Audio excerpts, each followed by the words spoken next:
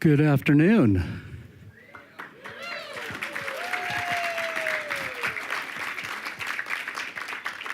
Wow, that's fantastic already. We haven't even met our inductees yet, have we?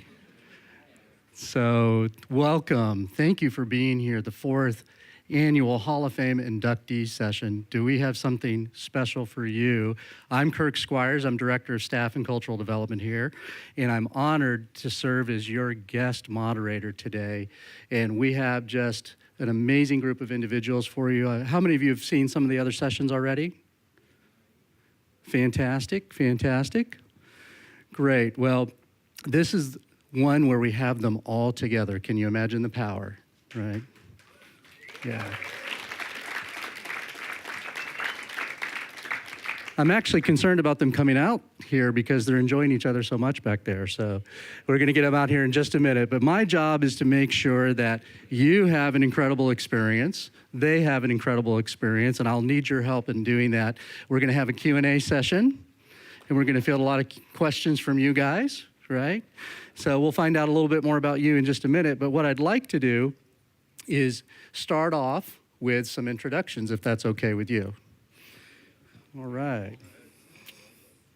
And I need notes because they have a few credits. Have you guys seen some of the work that they've done? The resumes are pretty long. But what I'd like to do is first introduce you to Miss Marcella Araica. Great. A 2002 Recording Arts graduate. Thank you. Thank you. Marcella.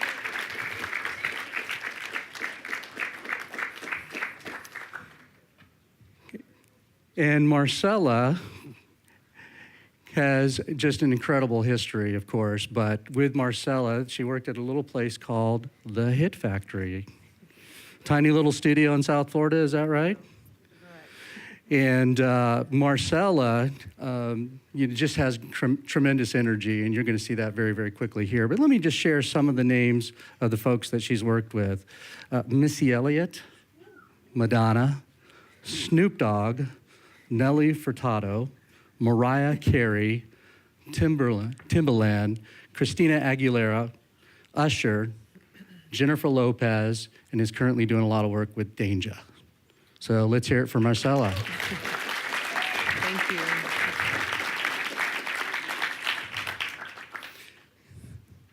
And recording engineering, but also, too, I think you were recently honored with 2 ASCAP awards, were you not?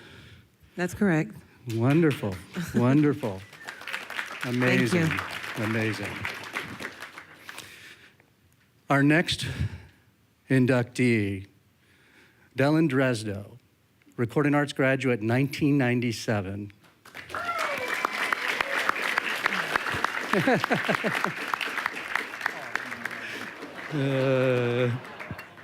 It's messed up, right?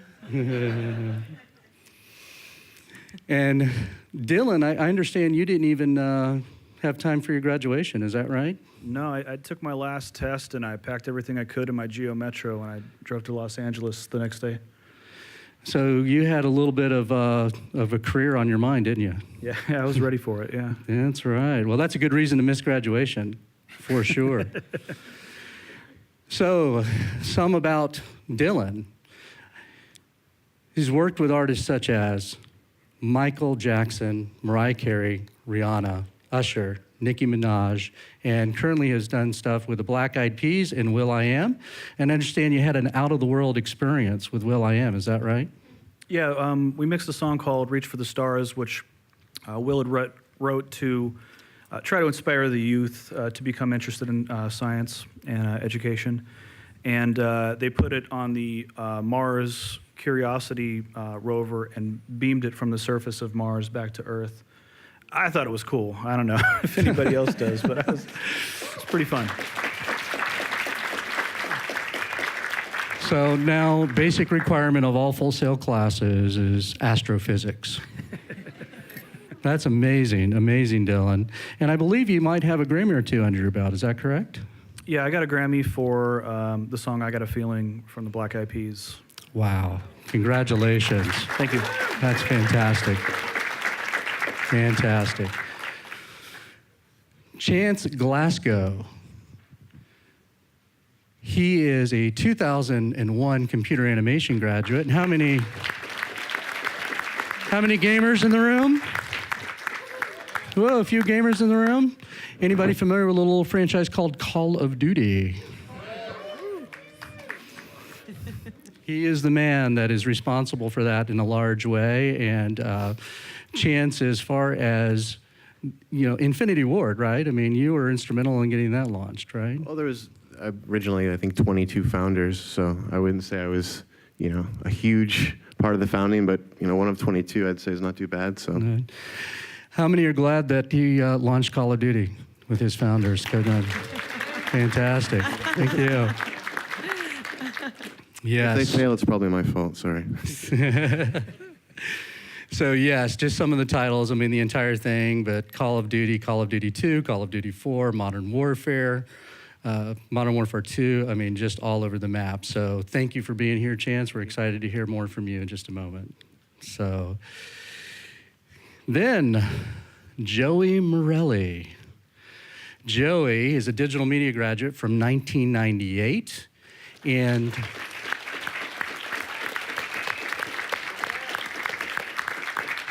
I don't know if it's okay to sit Chance and Joey next to each other because Joey actually works at Electronic Arts Tiburon, and so, but they're very friendly. They're very, very classy guys. Arm wrestling, we're going to do an arm wrestling match in just a moment. Okay, that's how we're going to settle it? Cage fight. Cage fight. That sounds great. Well, Joey actually has won 13 Telly Awards, if I'm not mistaken. And you actually won the first award for EA Sports, is that correct?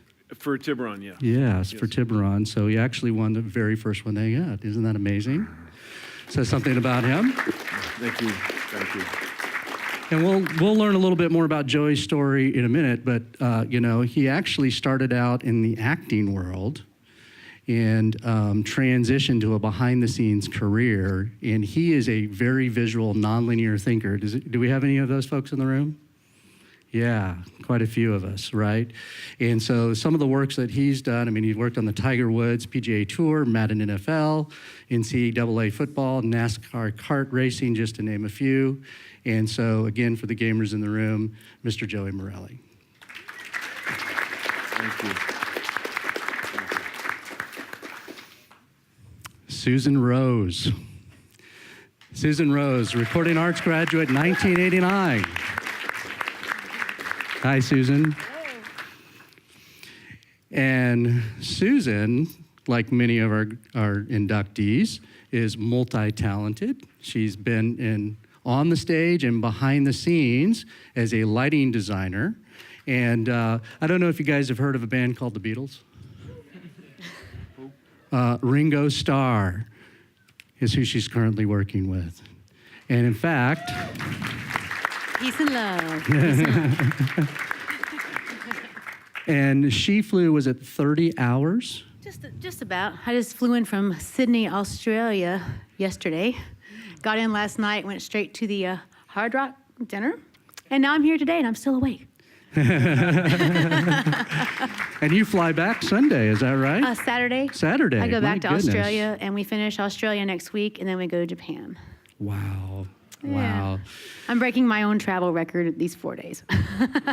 Unbelievable. And you've worked with a number of other artists as well, and Hank Williams Jr., John Barry, Louise Mandrell, and so on. So thank you for being here. We're looking forward to hearing more from you. Thank you all. Okay. And last but not least, Mr. Jeremy Vickery, digital media graduate, 1997.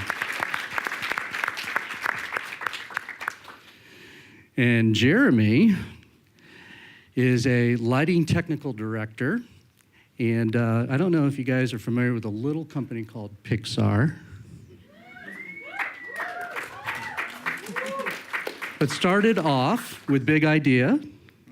And when I was reading about you, you said something about doodling that your instructors early in school, not at Full Sail, but when you were younger, elementary, had a problem with you doodling on paper and drawing and so on. Is that right? Yeah. He used to tell me not to doodle on everything so much, but that was the best thing I ever did. Well, are we glad that he didn't pay attention to him?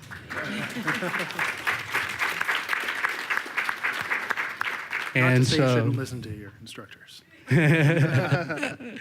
Well, and some of the things that he's worked on, of course, has been extraordinary. But the last thing is Brave or Wall-E. You worked on Wall-E, Yep. and Brave is the last thing you've worked on. Is that right? Did anybody see Brave? Yeah. Woo! Amazing. So thank you all for being here, and congratulations to you for the success that you've had thus far. Joey and I were having a conversation last night that when you're nominated to the Hall of Fame, that it kind of sounds like you're at the end of your career, right? The Hall of Fame, right? Like the Football Hall of Fame. No, these guys are just getting started. And so we've got a lot to learn, and they're here, by their very presence here, they are going to share some of their story with you, their experience, and their very hard-earned wisdom. How do we feel about that? Absolutely. Absolutely. So I'm going to ask a couple of questions, but before we do that, we've learned a little bit about them. Now we want to learn a little bit about you, if that's okay.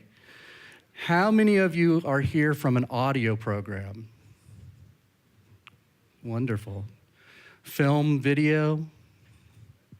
Okay, digital arts, computer animation, graphic design. Wonderful. What a great mix. Gaming? Have to have the gamer. All right. We knew we had gamers, didn't we? We knew we had gamers. Right. And the business degrees? All right.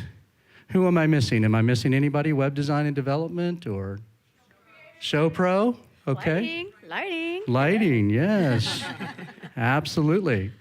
Well, fantastic. And can we just hear just a little bit about how long you guys have been in your program? How many have been here less than 3 months?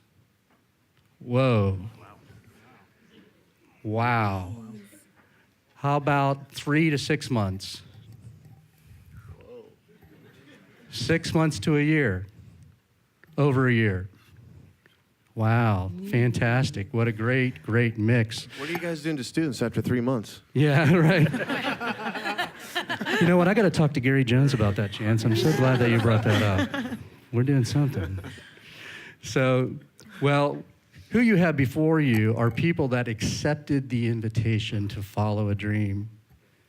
And so are you.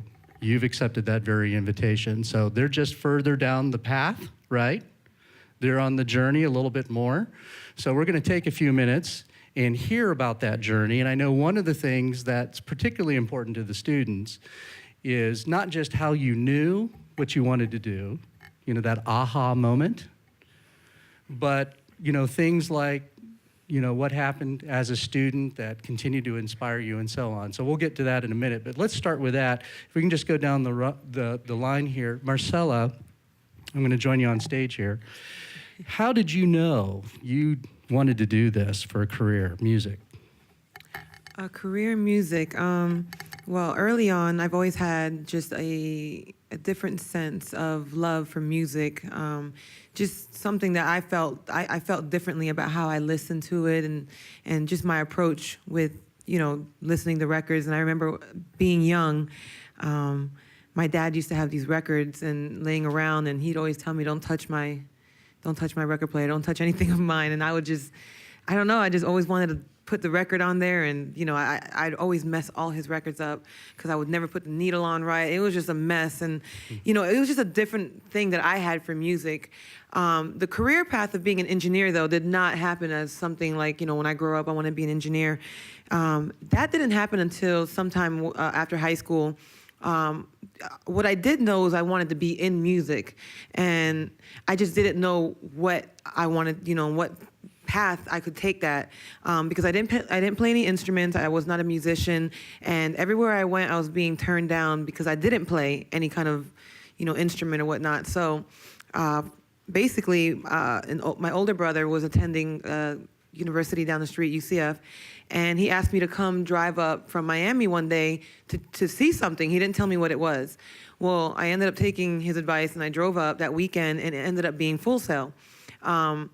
I literally had my aha moment when I took the tour and walked into the studio, and I seen just the environment of what a real studio was, you know, with an SSL board. I think it was the AMEC in there, or the Neve. I think it was the Neve, and then they took it out and put the AMEC 9098. But yeah, and really, like, that's where everything kind of happened for me. Like, you know, it was just clouds just kind of opened up, and I was like, wow, I want to do this. And, you know, from that moment on to where I sit today, you know, nothing has changed. My passion, my love for it has been, you know, it just gets even better and better as I continue to do this. And, you know, I'm honored for such a amazing, you know, accomplishment of, like, you know, for Hall of Fame. It just makes me think about my entire journey, sitting here with you guys and knowing where you guys are at in your mind, especially most of you are in here at 1 to 3 months. I mean, I can just imagine. I remember, I can never take that away where I was. But yeah, I mean, that was basically where it all began for me, was a simple phone call from my brother who knew that music is what I wanted to do. And I guess that was, for him, he was just like, you know, she's got to see this, because he always knew. I've always been a very hands-on learner. You know, everything from me, like, I can listen to a lecture, or I can read it, and it's just going to go in and one out or the other. Like, I can't retain, or I doze off or whatever. But Full Sail really gave me that opportunity to really learn and really put myself into the environment in which I was going to be in outside of the school. So for me, it was, you know, a combination of just the love of music and knowing that I wanted to be in music, you know, a career in music, and eventually finding that through the school. So, thank you. Marcella, I think you're singing a lot of their songs, right? How many can relate to some of what she's saying? Yeah. Dylan, your aha moment. I grew up in Lakeland, Florida, not too far from here. And I was going to a community college, Polk Community College. And I actually started there in radiology. And I started interning at hospitals. And everybody was treating their job like you're just taking pictures of bones. And there was no, like, passion for it or anything. And I knew that I wanted to do music, but it seemed like the only way that I could get into that was to teach music, because I had played in bands and stuff like that. So I ended up finishing up getting a degree in multimedia technology from PCC, and then I came here. And, you know, it was one of the best things I've done in my life, because it really did open up a bunch of doors, literally. Whenever I left and went to Los Angeles, I sent off like 80 resumes, and I didn't get a single phone call back, not one. And I had to send them at Kinko's, because I didn't have any, you know, I didn't have a fax machine or anything at the time. So I ended up sending a bunch of resumes to this one studio that I really wanted to work at, called the Enterprise. And one of the studio managers there went to Full Sail. And since he saw my resume and we had a connection from Full Sail, he called me in for the interview. And that really got my foot in the door. Literally, this school got my foot in the doors to, you know, that recording studio. And you know, that's, you know, I mean, that's how I met Dave Pensato, who was a good friend and mentor of mine. It's how I met, you know, the Black Eyed Peas and will.i.am, who I'm, you know, working with right now. You know, I literally flew in from trying to finish up his Willpower record that we're working on right now. So, you know, the aha moment for me might have taken a little bit more time to grasp. I always knew that I wanted to do something in music. Specific to audio engineering, it probably really, the seed probably was planted whenever I was in bands and I had 2 boom boxes. And I would set the boom box up in front of my drum kit and hit record, and I'd ride my bike over to the guitarist's house, and then I'd hit play on the one boom box and record on the other one, and then the guitarist would play, and the guitars would be too loud, so we'd turn his amp down. And then we'd get the guitars and the drums on one, and then we'd go to the bassist's house and do that. And then at the end of the day, it was just like... But I mean, I guess that was how I actually started recording, you know. But, you know, coming to a place like Full Sail, it's obviously a bit more advanced than that. But, you know, that's basically my story.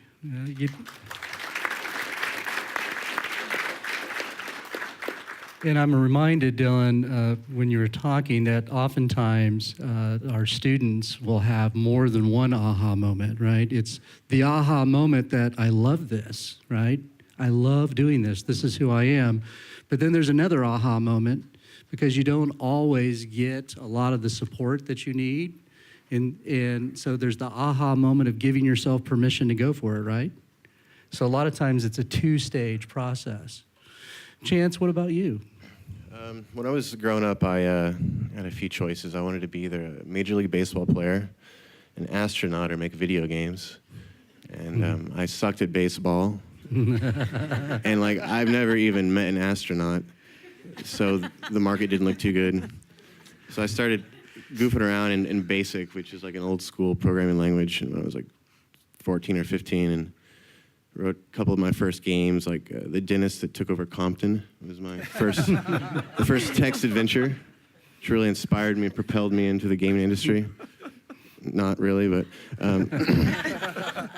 So yeah, I got into kind of goofing around. I didn't really know what I was doing. I'm not much of a programmer, so I didn't get very far with that. And then a guy in my AutoCAD class, I think in 11th grade, told me about Full Sail. So I was telling him how, yeah, I'd love to, work in games or animation for movies or whatever.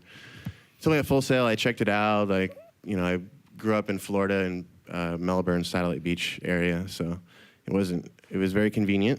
And it was, from what I could tell, at the time, it was probably the best school, definitely the best school that was in existence for what I wanted to do. Because there was, 10 years ago, it was hard to find education in game design or animation. And what was there wasn't a lot of great choices. So just to have Full Sail so close, it was a pretty clear choice. And so, Just to reiterate, I didn't come here because it's close. It just made it a lot easier because I could, have a roommate with a friend and just survive. And I was selling virtual items from Asheron's Call to survive, to buy my ramen. Well, that's People dedication. were buying like non-existent items. People still do that. I don't get it. Go ahead. We call that resourceful, right? We call it Farmville. That's great. That's great. Yeah, it's interesting hearing you speak. I don't think this is an industry that, you're forced into, is it? And Full Sail isn't a school that you're forced to go to, right? There's a magnetic force that just pulls all of us to that, and really was rich, your description of that, Chance. Thank you.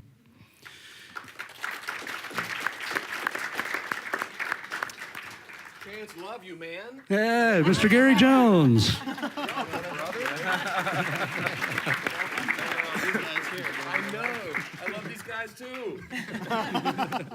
You guys are awesome. Hi, Dad. Are they awesome? They're awesome. That's great. Trying to work here, sir. Great moment. Great moment. Hi, buddies. Hi. You guys are great. Don't let anybody in here. Thank you. Love them. They're great, aren't they? Mr. Gary Jones. Gary Jones. Now I have to follow that up. Yeah. Thank I'm sitting here thinking I've got to follow it up. So you and I are. Well, me, I started on the acting track. I was studying acting in Miami. I was a bartender, which is the other profession for an actor. When you tell people, you're an actor, they say, yeah, what club do you work at? Yeah. So, everything happens for a reason. Nothing happens by accident. In my case, I just met the coolest people on the set. So I did anything that I could to just get on a set anywhere. I worked on 3 seasons of Miami Vice in the 80s. I was a bit part actor, extra, stand-in, whatever. I even got killed in one episode. It was just years of that,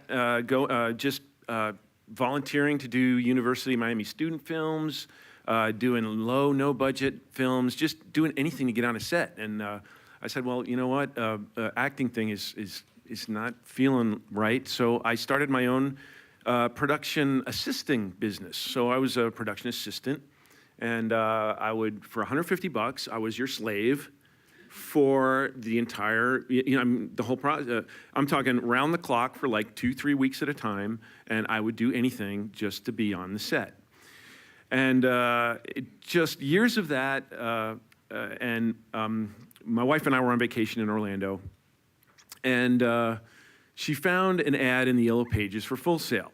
So I had like you said, we have multiple aha moments. You know, mine actually, backtrack a little bit. I went to a digital media symposium in Miami where Chris and Trish Meyer, I'm sure you designers know who that is. They are the ones that are the After Effects gurus. They were given a talk, and it was After Effects 3 at the time. After that talk, I went out and maxed out 2 credit cards and bought an entire editing system based around After Effects and Premiere and Adobe, the Adobe system. But I didn't know how to use it. So back to this. I went back to, I said, all right, let's go. I call the number. Kirk answers the phone. He says, why don't you come in? I'll show you around. So he shows me around. I said, you got to come back for the Dream Flight. So we come back from the Dream Flight, which is what it was called at the time, and we started going through all these rooms of gear. And I'm the biggest tech geek that there is. So I was looking at my wife, and she was looking at me, and I was standing on my tongue. And she said, you have to do this. You just have to do it. I said, there's no way we can afford this. She said, there's no way you can't afford this. You have to go. This is our future. So my wife actually told me that we should use our wedding money to come here. So we actually lived off our wedding money so I could go to school here and, got the student loans and everything. And it was just, the experience was amazing because a couple of months into school, my son was born. So now I had to go to work while I was in school. I was working 2 jobs, still got 100% attendance. I was valet parking till 2, 3 o'clock in the morning, sometimes running right to 4 a.m. labs. And it was rough. It was very rough. And we had no money. We were flat broke, living on food stamps and assistance for formula for my son. But it was the best time of our lives because I felt that Full Sail was setting me up for a future that was just phenomenal. And you start believing it at that point, and you just attract it to yourself. And I feel like I'm just scratching the surface. This Hall of Fame thing is amazing. I was the one that said that to Kirk. I was like, and he told me about it. And when Gary told me about it, I kind of thought to myself, isn't that what they give people at the end of their careers? I'm like, no, I'm just getting started. So I'm really just blown away, flattered, and completely humbled to be on a panel with these people who are just hyper talented. To be in a group with these people, you feel like you don't deserve it, but I feel like I've paid some dues, and I'm very, very happy and flattered to be here. Thank you. As they say, you've come far, my friend. You've come far. We're glad you're here, too. Thanks. Thank you. Susan Rose.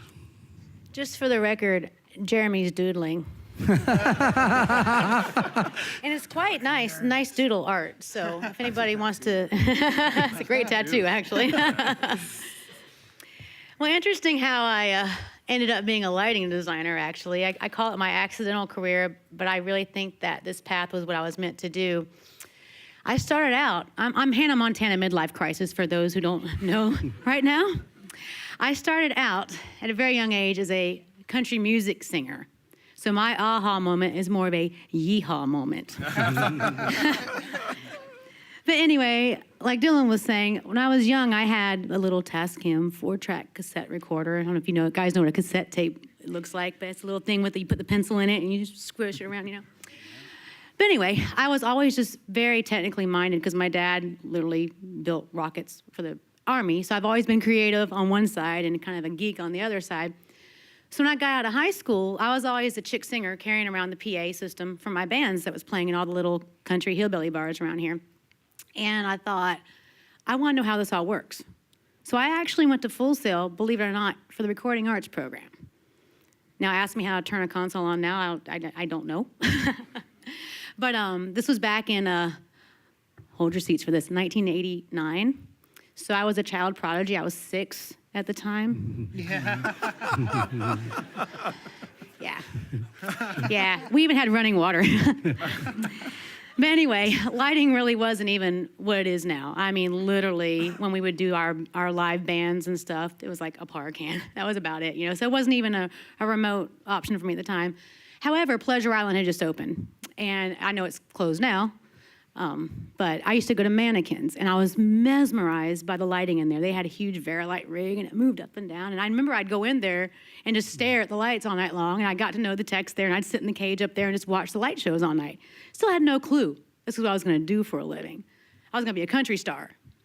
So fast forward to the mid-'90s, I moved to Nashville to do exactly that, to be a big country music star. And a console called the Whole Hog had just come out. I mean, the original one, not the two, but the original predecessor to it all.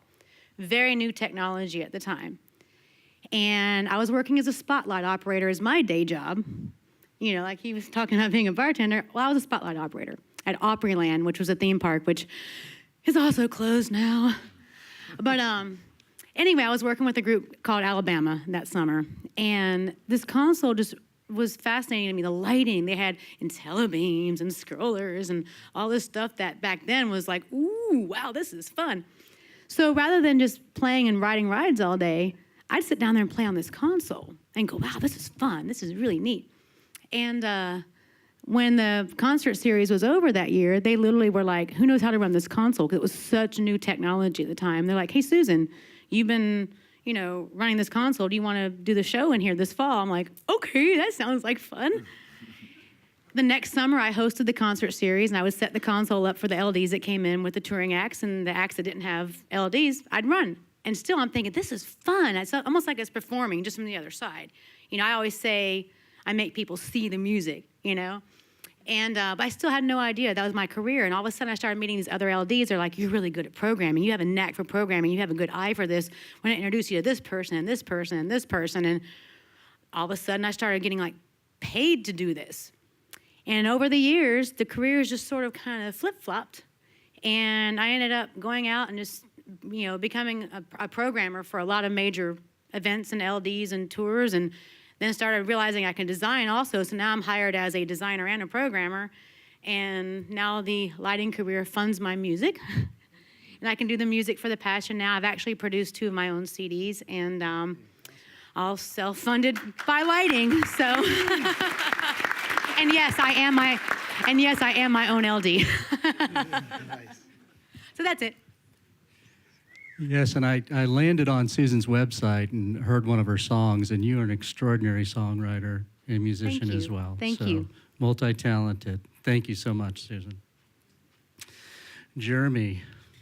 So I grew up doing art mostly, doodling, as we said before. I can't stop when I'm nervous to doodle. Mm-hmm. So in meetings, those are the intense meetings, I actually am paying attention, even if the teachers don't say I am.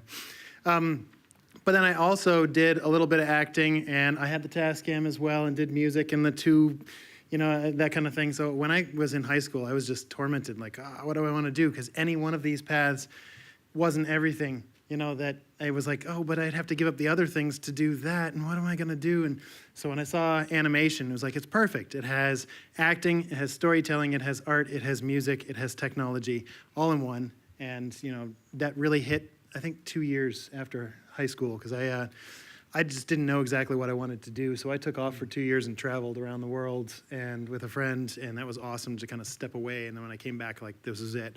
And I also had a friend who, you know, because I was like, I don't know what I'm going to do. Maybe a degree in communications? I don't know. I want to make movies. And they're like, that was a bad idea. And so they were like, you got to check out Full Sail. I'm like, oh, what's that? I've never even heard of that. And when I came here, I was like, yeah, this is it. You know, this is what I want to do. And while I was in school, I saw Toy Story. And so it was kind of like the click moment. I remember sitting through the credits and then paying for another ticket and watching it again to go, okay, that's where I want to go. That's what I want to do. This is amazing. And set my sights at that point. So, yeah. Wow. Yeah, a lot of the staff and faculty, one of our favorite things to do is when we go to the movies is sit there and watch the credit roll. Thank you. Nobody does. Hey, we know him, we know her. And so what I thought we'd do now is, you guys were terrific in answering those questions, but I'm sure a few of you have some yourself, don't you? So what we'd like to do is have you step over to this mic over here, and we'll take a few questions from you in our time remaining if we can. And just a couple of guidelines. The industry is full of incredible creativity, is it not? And so we can't always speak to some of the projects that they're working on and some of the details because of non-disclosure agreements and so on and so forth. So if we're veering in that territory, I'll just gently remind us to not go down that road. But at the same time, we're going to dive right in and share as much as we can about the projects, what they're doing, or any of the questions that you have. Good? All right, sounds good. So do we have a question over here?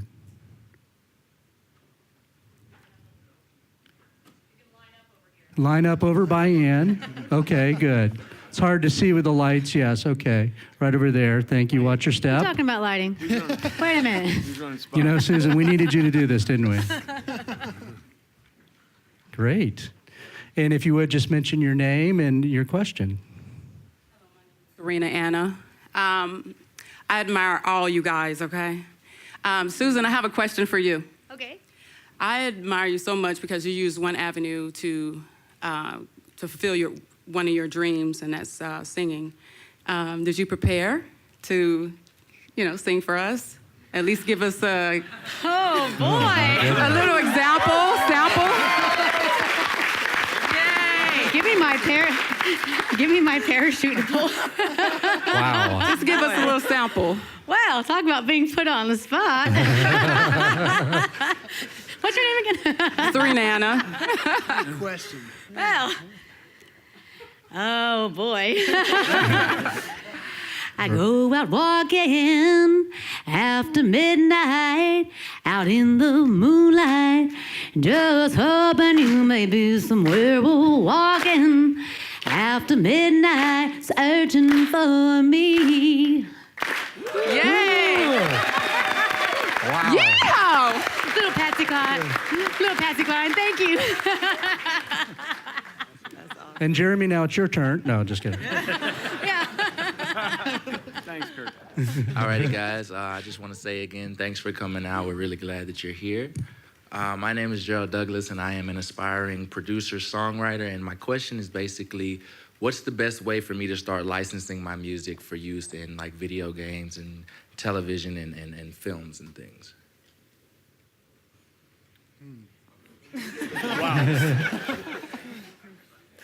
Wow. I mean, I would say hire somebody to do all that stuff for you. Whenever you're talking, I'm dead serious when I say that. I mean, the thing that's going to be helpful is at this point in your career, you're going to have to DIY it a little bit because you're just getting started. But at some point, it's important to find somebody that can represent you so you can focus on your craft. I am too busy to deal with certain things sometimes, to be chasing down all this money and stuff like that. So sometimes I hire somebody to, do collections for me whenever I'm a mix engineer. I have one primary client right now that I've been working with, so it doesn't make sense for me to do that. But I mean, I would say hire somebody that's, specialized in that field for you at some point to make sure that it happens.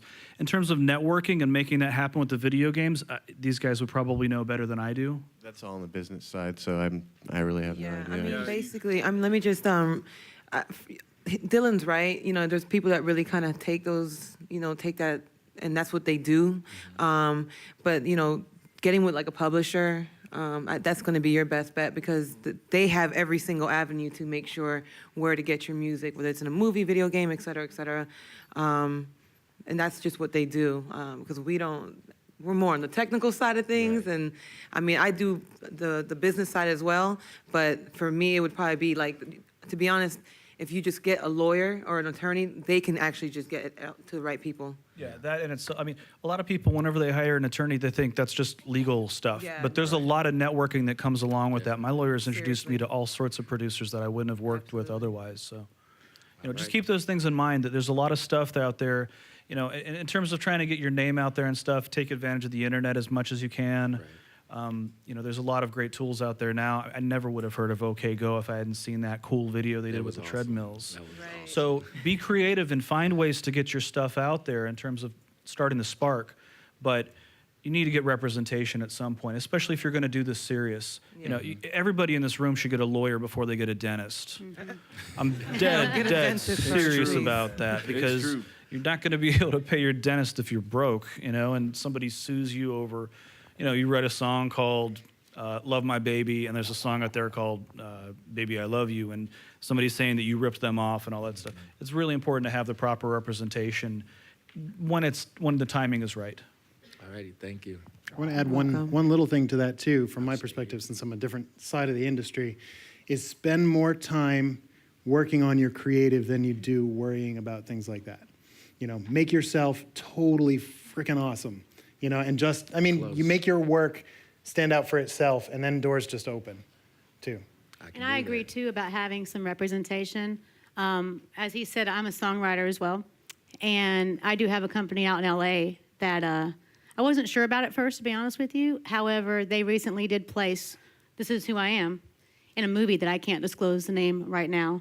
But it'll be my first movie credit as a writer and as an artist. It'll be like in the background scene of one of the scenes. It's not this cover song, but my point is they are actively pitching stuff to, you know, specifically film, television, and commercials and stuff. So having a company that specializes in something like that is how you can get it out there a lot. And the internet, as they were saying, is such a powerful tool. That, you know, 20 years ago we didn't have that tool, and now with all the streaming that you can do and downloading and, you know, promoting yourself alone, right there gets your music out there. But just make sure you have it all copywritten. Alrighty, And also, I'd say yourself. do not end up like on Hollywood Boulevard passing out CDs. That's not a good way to do it, and it annoys people. okay. Yeah, I think the website is a really good idea. My job at EA Sports, I didn't even apply for it. Somebody saw my demo reel on my website, and my website was something I started here 15 years ago. It's the same website. The only thing is I updated it with newer graphics every year and new demos, new reels, new spots, awards, accolades, and it just grew and it grew. But it's based on the same HTML that I learned in Dan Novotnik's class, and it just grew, and it got me the job at EA Sports. So a good website is a big, big calling card. All right, thanks all of you. Great. Thank you. Thank you. Thank you.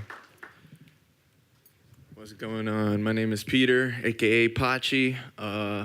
This question is for Marcela. I admire your experience in the industry. You know, a lot of the artists that he named, you know, they have a lot of influence in this world. And I'm here to ask, what's your opinion on the influence you think gospel hip hop could have in this industry? Gospel hip hop? Yeah. I mean, y'all questions. I mean, listen.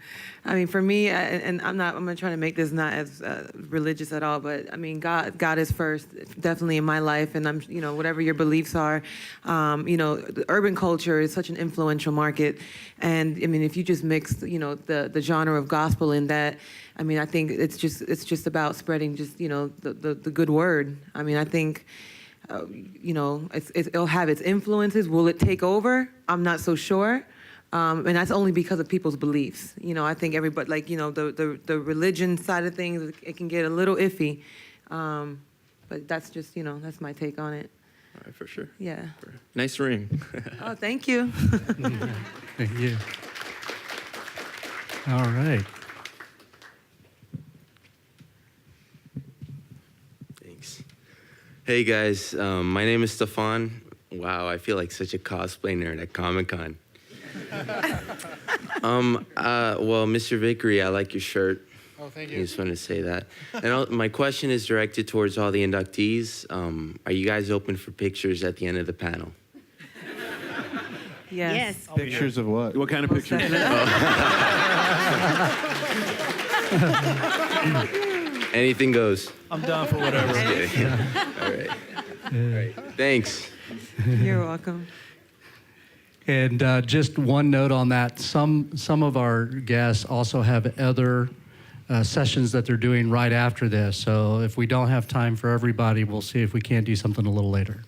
Okay. How you guys doing? Name's Obadiah Wallen. I actually have a question for Joey and Chance.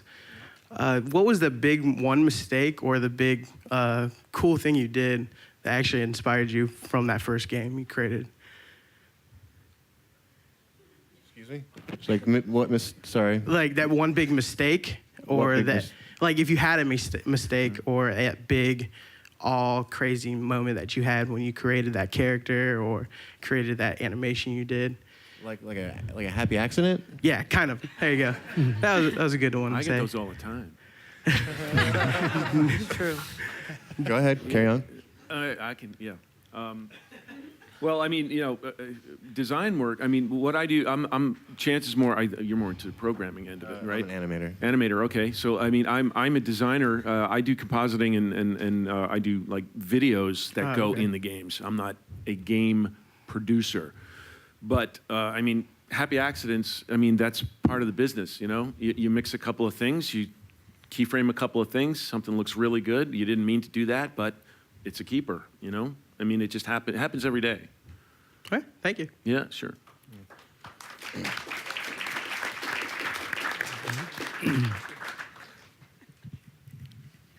Hi, my name is Michael Short. I've got a question mostly for Chance. I was just wondering, like, what a company like Infinity Ward generally looks for when they're looking to hire, like, say, a character animator in particular. If you have any advice for, like, a demo reel and things like that. A lot of spaceships. In sub Ds. No. I mean, this doesn't really tell you much. We're basically looking for really, really good people. Just as far as a demo reel goes, I'd say just cut out the crap and just leave the good stuff. And when you animate something else that's good, you add it to it and you remove the next thing that wasn't as good. That's not a really deep answer, but That's fine. it's pretty much the answer is we're looking for really good people. But sorry. Okay. Thanks. Like, Yeah, that goes for any demo reel. I mean, only your best stuff. Only put your best stuff on there. That's good. Hi.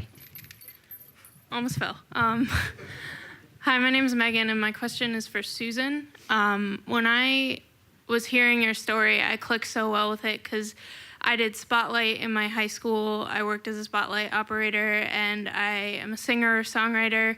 I write acoustic stuff, and I came here very flip-floppy between recording arts and show production because it was just like I loved this writing side of me and this recording side of me, but I also loved this behind the scenes side of me. And I kind of wanted to know what it was like to go through the recording arts program and how you found that balance between this is what I love to do and this is going to be my hobby or my passion, and this is another thing that I love to do, but this is going to be my job type of a thing.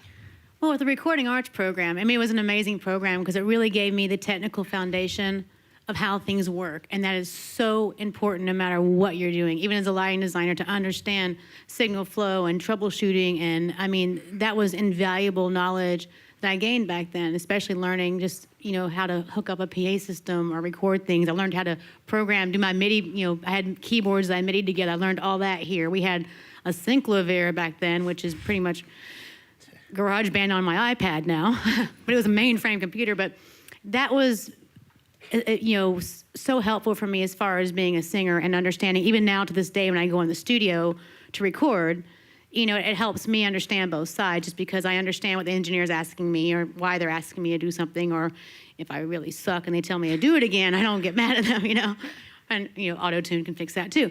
But, but as far as lighting, for me, it's so rewarding because being a performer, the kind of lighting that I do is more the look at me, bling, bling, in your face lights that blind the audience all the time. But it's like performing, but just from the other side. And I've gotten to do all the things that I dreamed of doing, touring and doing all the cool stuff, just from the other side. And I always tell people with lighting, you make people see the music. And that is the truth, because you can see a concert and with no lights and it's, just with floodlights on, and you see it with all the cool lighting, and it's a difference. The same song, same band, but it's just, you really make people see the music. And it's so rewarding to me when I spend hours and hours and hours programming, and I run the show, and you just hear the response from the audience, and you see it, and you just go, yeah, I did that. And I don't know, it's still performing, just from the other side. So. Thank you so much. No problem. Your Don't story give has up. definitely inspired And follow me. both of those dreams. It's never too late to follow those dreams. I'm still doing. I'm 42 years old now, and I'm proud of that. And I am still. Thank you. Thank you so much. But I'm still doing it, so don't give up. Hi. Hello, my name's Kathleen Simmons, and I have a question for Mr. Jeremy. I'm a computer animation student, and whenever I was little, I was inspired by Don Bluth, to get into art and everything like that. And I was just asking if there was a particular artist that really inspired you to get into your field of work. I don't know how many of you are going to come tomorrow, but they asked us to find a presenter or somebody that kind of inspired us. And I racked my brain to try to figure out who, because I've kind of floated from studio to studio, so I don't have one person that kind of took me under their wing or whatever. So who I got was actually my 90-year-old grandfather, who taught me to draw. Aww. And he can't come here because he's too frail, so he's in Boston, so he videotaped it from the blizzard that was there last weekend. Aww. And he was the one who sat me down to say, draw that. And I would draw what I thought. He's like, no, don't draw what you think you see. Draw what you actually see. Don't draw lines, because you're not seeing lines. Draw the light. Draw the shading, the idea. Look at the light. Look at what's actually happening there. So for me, he was definitely an inspirational person. And then everything else, sadly, I'm terrible with people. So when I watch movies, it's like those shots amaze me, and I don't know who did it, but they're pretty awesome. So any kind of art. I was floored the first time I went to the d'Orsay in Paris, and I just was melted inside to see all of this artwork, and a lot of it I had never even heard of. And to see it live there was just kind of And so I'm still the same way. I have on my computer a folder for inspirational screen grabs. Yeah. I'm at 12,000 images now over the years, so just going, oh, that's so cool, I'll just put it in there so I can go back and look for inspiration later. Yeah, thank you. You're welcome.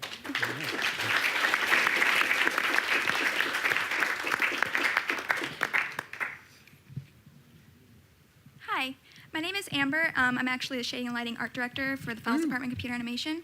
Awesome. So I was actually hoping to talk to all of you guys and see what kind of interest you have outside of your careers and how that maybe drives what you do in your career and what you would encourage our students to do, sort of passions. I do kind of videography stuff with family, and just do little short films and fun things just as the side. It's a nice thing to go out and shoot something and have it started, edited, created, and done in a weekend, where what I do is so slow that it's kind of nice to get in, get out. And I do a lot of painting as well. I fish. Seriously, the reason I fish, we were talking about this in the car ride. When I'm out on the water and I can still see Los Angeles, there's a disconnect there for me that's very therapeutic, so that I know that I'm just getting away from things. I'm not getting much creative. I guess patience is what I'm learning from it. But to be on a boat, if the phone rings, there's nothing I can do, so it's a nice little adventure where I can escape for at least a couple hours, and then I'm refreshed so that whenever I get back to it, I can just stay up for 3 days and EQ kick drums. For me, I love to watch movies. I think it's a big thing for me, especially when I work. I watch movies in silent, and I sort of work. I almost score the movie through my mix. So movies for me are very inspirational for my line of work, because for me it's kind of capturing the movie and the emotion without hearing what's really going on, and really creating that through what I'm doing. So My recreational activities are Facebook and people that know me, and I tour all the time, are used to seeing me with my camera going. I'm really good at self-pictures, and I post hourly, so those of you who are watching right now, I haven't posted in the past hour because I'm here. Thanks. Well, Well, I have 2 boys, so I have an endless supply of energy and coming at me 24/7. And I have a Canon 7D that I just love taking pictures of stuff that doesn't move. Yeah, I'm like Jeremy. I love his job because I'm all about light, and I'm all about how light interacts with things. So I love playing with the camera and the aperture and figuring out, because I'm really heavy into compositing, and I really try to mimic stuff in that 2.5D world that Jeremy does every day in that 3D world, and trying to create that realistic photoreal look in After Effects and actually nailing it is really satisfying. So that's what I do. I do Brazilian Jiu-Jitsu a lot, so I'm sitting in front of my desk all day, and so my resting is actually the opposite. It's getting my ass kicked. And it feels so good, trust me. If you haven't, like, seriously, like, I highly recommend, even, like, a lot of people in our industry, including myself, you know, we're not exactly athletes, but it is good to get some kind of intense exercise, because the amount of stress that you can just a lot of stress, and getting, just hard training really gets rid of that stress. And it's a lot of fun. I'm not going to choke you out. Thank you. That's wonderful. Great. My name is Daniel Velasquez, and I am in the recording engineering program. And my question is to all 6 of you guys, because I know that on this path, you guys had to go through doubters, probably immense amount of doubters, and I wanted to know how you guys handle that. I don't hang around doubters. Wow, I definitely had my fair share. I mean, I've had everybody from my family to even fellow students that, as a woman, being in the engineering program and you know, just doing what I do, there's so very few of us, and I think a lot of you know, people just kind of look at us like we can't do this, or why are we doing this? And you know, as for my family, I think it was very difficult for them because they are very traditional in their way of thinking on how you get an education, and I don't think the music industry was something that they could grasp. So even though they supported me to come to the school, I know afterwards there was times when, you know, because it wasn't like you come out of school and you're making the money. There was just times where they were like, listen, when are you giving this up? And I remember just kind of feeling like, what do you mean? Like, I can't give, like, you know, I wouldn't even tell them anything. I just kind of ignore them. I think that's just sort of how I just handle it, is I kind of use that as like hidden fuel to prove that I could really do it. And, you know, I don't allow it to discourage me. I never have. I just keep trucking right through it. So. Thank you.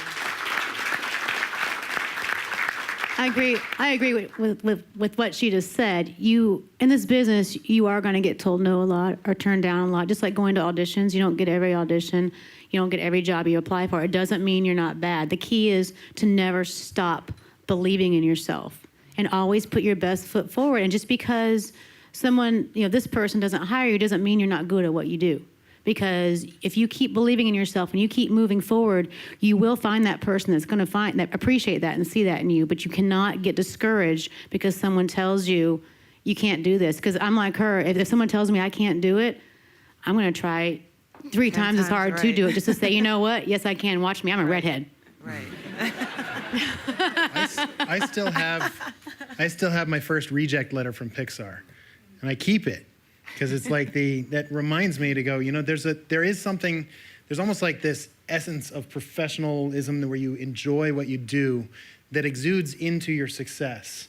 You know, that if you see yourself as, I love this and I'm doing it because I love this, people will see that in you and opportunities will start to open because they're like, man, he's just so cool to work with, so much fun, you know, this is great, and he's talented, and the more you do it, the better you get. And it's like this spiral of positivity, and you can very easily slip into the spiral of negativity where you start believing I'm not good enough, and then you get around people and you're just a whiner and they're like, oh, I don't want to be around them, so you aren't good enough and you don't get the experience. So pick your path, because there's one or the other.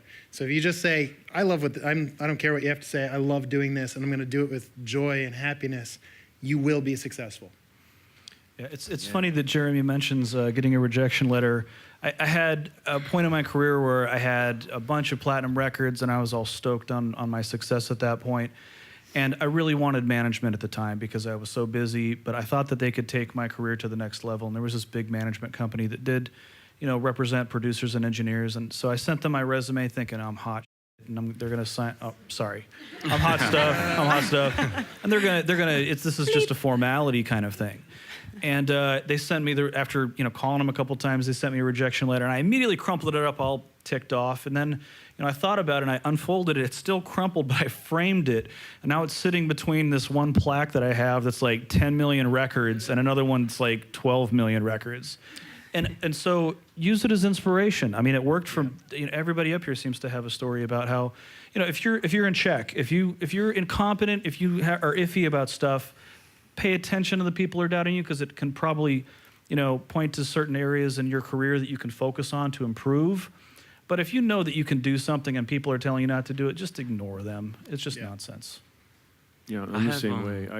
Sorry about that. That's okay.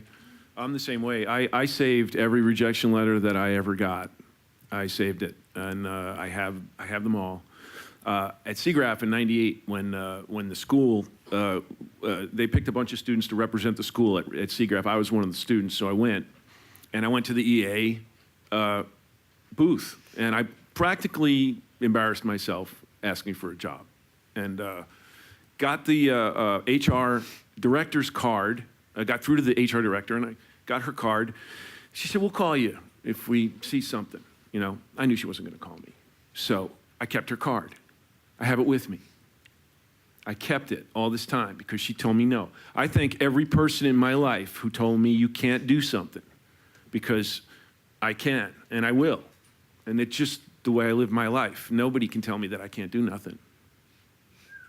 Thank you. I have just one more question towards that. How did it feel to just defeat them, the doubts, like to actually humble the people who doubted you when you knew you were capable of doing it, instead of supporting you? Well, I'm not someone who tries to, like sticking up people's nose. I don't stick it back at them. It's a personal. Feels good. It's a personal thing. It's more of a personal triumph for me, Like when EA called me and I got the interview, I got the job, my first day, I remember, I'll never forget it, driving to work, and I just started bawling. Because I drove up and I saw the EA on the building. It was my first day at EA Sports. And I just lost it because it took me back to to SIGGRAPH and that whole experience. SIGGRAPH, it's like FAO Schwartz for geeks, I mean, you go in there and it's like a giant toy store, and you just can't get enough information. You just want to do everything. You want to work everywhere. You hit every booth for a job. And EA, I was very dead set on working there when I was there. And it's, if you put out enough energy for something, I believe it in my heart that you can attract it. You can pull it in. And when I got the letter for the Hall of Fame and everything, and I started going through my old stuff. I found my ID, and I found that card. I started bawling again. I said, this is it. It's got the old EA logo on it. It's got that woman's name on it. I remember her face when she told me, "I'll call you." It's like, "Don't call me, I'll call you." And I remember her face, and I just smiled, and it just feels so good, She doesn't work there anymore, by the way. And I do. Thank you. This is great. Appreciate the feedback. That's wonderful. We have time for one more question. My other question then is for Chance and Joey. There's been some TED Talks about there's a simultaneous track running between World of Warcraft players who've basically been playing World of Warcraft their whole lives, sometimes 20 plus years. What are those gamers good at? Because with so many game players in the world, they have this extra set of skills from playing games simultaneously being able to be educated in other stuff that they do for like day jobs, etc. What are people who play games that much all over the world good at? I would say if you spend 12 hours a day playing WoW for 10 years, you probably aren't good at anything. Because where did you have time to learn anything else? I mean, it's funny, but it's serious. I mean, like there's a balance between so many people. And I'm sure not you guys, but a lot of people think, oh, you make games, so you just sit around and play games all day? Yeah. Yeah, it's not like we just play games and we just have fun and out pops a game. It's not like making babies or something. Is that how it happens? We can have the talk later. Where was I going? What was the... Sorry. I haven't really slept, so I'm kind of... Well, I guess ultimately the question is, how do you get people who spend so many hours trying to solve problems in games motivated to use that industry to actually solve problems in the real world? They need to find a game, maybe with like a strong mod community. And if they want to be a level designer, start making maps. If they want to be a programmer, maybe start messing around with some scripting and then programming. Don't just play games only. You have to start dabbling and start creating them. Start if you're 12 and you're watching this, start now. Most of the people I work with, a lot of them programmed when they're 14. Some are, you gotta motivate yourself. You can't just like go to school, get your diploma, and be like, oh, I'm gonna get a job. No, you gotta push yourself. Which means you might have to take a break from 12 hours of WoW or whatever, to take time to learn something. Yeah. Thank you very much. Thank you. Thank you. Great question. Well, we don't want this experience to end, do we? Well, our panelists have been very, very giving, not just in today's session, but they've broken away from very, very busy careers to be with us today. So can you help me show one more hand of appreciation for our 2013 Hall of Fame inductees, Marcella Araica, Dylan Dresdow, Chance Glasco, Joey Morelli, Susan Rose, and Jeremy Vickery. Thank you so much. You guys are terrific.